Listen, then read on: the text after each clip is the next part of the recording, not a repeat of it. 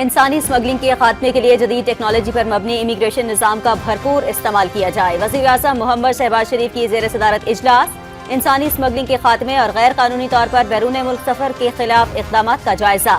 وزیر اعظم کو بیرون ملک کا غیر قانونی سفر کرنے والوں کے خلاف کارروائیوں اور اقدامات پر بریفنگ۔ وزیر اعظم کی انسانی اسمگلنگ کے خاتمے کے لیے متعلقہ اداروں کی کاوشوں کی پذیرائی۔ وزیر اعظم کی کرپٹ عناصر کے خلاف سخت کارروائی کی ہدایت۔ توشہ خانہ 2 مقدمے میں بھی بانی پی ٹی آئی اور ان کی اہلیہ بشرا بی بی کو مجموعی طور پر 17 سال قید کی سزا، 1,64,05,000 روپے فی کس جرمانہ بھی ادا کرنا ہوگا۔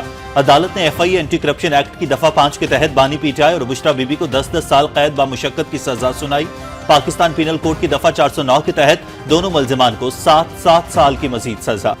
نیب نے توشہ خانہ 2 کیس میں 13 جولائی 2024 کو بانی پی ٹی آئی اور بشرا بی بی کی اڈیالہ جیل میں گرفتاری ڈالی تھی۔ بانی پی ٹی آئی اور بشرا بی بی 37 دن تک اڈیالہ جیل میں نیب کی تحویل میں رہے۔ تفتیش مکمل ہونے کے بعد نیب نے 20 اگست کو احتساب عدالت میں توشہ خانہ 2 کیس کا ریفرنس دائر کیا تھا۔ کیس کا فیصلہ اڈیالہ جیل میں اسپیشل جج سینٹرل شاہ رخ ارجمن نے سنایا۔ انسداد دہشت گردی عدالت لاہور نے 9 مئی کو گلبرگ اور کلمہ چوک میں گاڑیاں جلانے اور توڑ پھوڑ کے 2 مقدمات میں پی ٹی آئی رہنماؤں یاسمین راشد، عمر سرفراز چیمہ، میاں محمود الرشید اور اعجاز چودھری سمیت 29 ملزمان کو 10 سال قید کی سزا سنا دی۔ 36 ملزمان کا چالان عدالت میں پیش کیا گیا۔ میاں اسلم اقبال سمیت مقدمے کے 12 ملزم اشتہاری قرار۔ اے ٹی سی جج ارشد جاوید نے کوٹ لکھپت جیل میں فیصلہ سنا۔ توشہ خانہ 2 کیس کے فیصلے سے اصل بدعنوان بانی پی ٹی آئی ثابت ہوا۔ دوست ملک سے ملنے والے تحائف کو مارکیٹ میں کوڑیوں کے بھاؤ بیچا گیا۔ 60 کروڑ کے تحفے کی قیمت 13 لاکھ لگانا مذاق ہے۔ بانی پی ٹی آئی نے دنیا بھر میں پاکستان کی بدنامی کرائی۔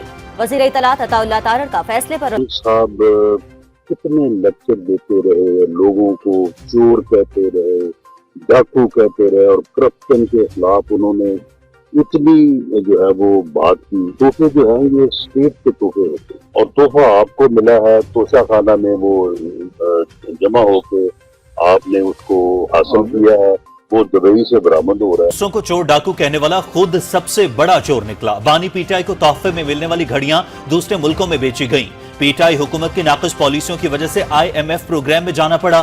مشیر وزیر اعظم رانا ثناء اللہ کی چنیوٹ میں میڈیا کئی درجن وکیل بدلے انہوں نے، کئی دفعہ اسٹے لیے ہیں، کئی دفعہ کوشش کی ہے، کئی دفعہ اس کو سیاسی بنانے کی کوشش کی ہے، اس کو سیاسی ڈرامہ بازی کرنے کی کوشش کی ہے۔ سیاسی کہنے سے کیس میں آپ بے گناہ نہیں ہوتے۔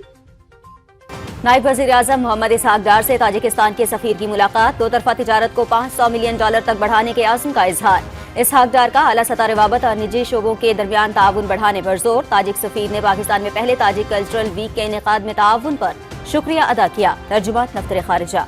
وزارت خزانہ کے اعداد و شمار سے وزیر اعلیٰ خیبر پختونخوا کا 2200 ارب روپے کے بقایا جات والا بیانیہ زمیں بوس۔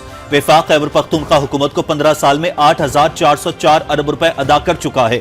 2010 سے دہشت گردی کے اضافی بوجھ پر خیبر پختونخوا حکومت کو اضافی 1% ملا۔ وفاق نے 17 دسمبر کو خیبر پختونخوا کو این ایف سی کے مد میں 46 ارب 44 کروڑ روپے جاری کیے۔ این ایف سی کے تحت خیبر پختونخوا حکومت کو 5867 ارب روپے کا 100% ادا حصہ ہو چکا۔ رقوم صوبوں کو ہر 15 دن میں باقاعدگی سے ملتی ہیں، کوئی بقایا نہیں۔ مقبوضہ کشمیر میں چھاپوں تلاشی کی کارروائیوں گرفتاریوں کا سلسلہ جاری۔ بھارتی فوج نے ضلع شوپیہ میں 2 نوجوان گرفتار کر لیے۔ گرفتار نوجوانوں کے خلاف کالے قانون UAPA کے تحت مقدمہ درج۔ جموں کے ضلع کشتواڑ میں بہار کے وزیر اعلیٰ نتیش کمار کے خلاف مظاہرے۔ نتیش کمار کو وزارت اعلیٰ کے منصب سے ہٹانے کا مطالبہ۔ عالمی برادری بھارتی مظالم کے شکار کشمیریوں کی حالت زار کی طرف توجہ دے۔ کشمیر فلسطین میں سسکتی ہوئی انسانیت فوری توجہ کی متقاضی ہے۔ بنگلہ دیش کے شہید طالب علم رہنما عثمان ہادی کی نماز جنازہ میں عوام کا سمندر امڈ آیا۔ شہید شریف عثمان ہادی کی نماز جنازہ بنگلہ دیش کی تاریخ کا سب سے بڑا جنازہ قرار۔ لاکھوں بنگلہ دیشیوں کا بھارت سے شدید نفرت کا اظہار۔ ڈھاکہ بھارت مخالف اور شیخ مجیب مرد آباد کے نعروں سے گونج اٹھا۔ چیف ایڈوائزر بنگلہ دیش ڈاکٹر محمد یونس سمیت بڑی سیاسی جماعتوں کے رہنماؤں کی شرکت۔ عثمان ہادی کو ڈھاکہ یونیورسٹی میں بنگلہ دیش کے قومی شاعر قاضی نذر الاسلام کے پہلو میں سپرد خاک کیا گیا۔ اسرائیل کی جانب سے غزہ جنگ بندی معاہدے کی مسلسل خلاف ورزیاں جاری۔ غزہ شہر کے مشرقی حصے میں بے گھر افراد کی پناہ گاہ، اسکول پر صہیونی فورسز کے حملے، بچوں سمیت 5 فلسطینی شہید، متعدد زخمی۔ वस्ती गजा में अलमगाजी कैंप इसराइली फौज के निशाने पर। जनूबी गजा में रफा शहर के मुख्तलिफ इलाकों पर भी इसराइली हमलों में मुतअद्दिद फलस्तीनी जख्मी हो गए। अमरीकी फौज के शाम में दाइश के ठिकानों पर हमले। शाम के वस्ती इलाकों में फैले मुख्तलिफ मकामात पर दाइश के 70 से जायद अहदाफ को निशाना बनाया गया। शाम में इन दहशत गर्दों के खिलाफ बड़े पैमाने पर हमले का हुक्म दिया है, जिन्होंने गुज़श्ता हफ्ते 3 अमरीकी शहरियों को कत्ल किया था। अमरीकी सदर डोनाल्ड ट्रंप शामी सरजमीन पर दहशतगर्द तंजीम के लिए किसी भी किस्म की महफूज पनाहगाह का वजूद बर्दाश्त नहीं किया जाएगा। वज़ारत ख़ारजा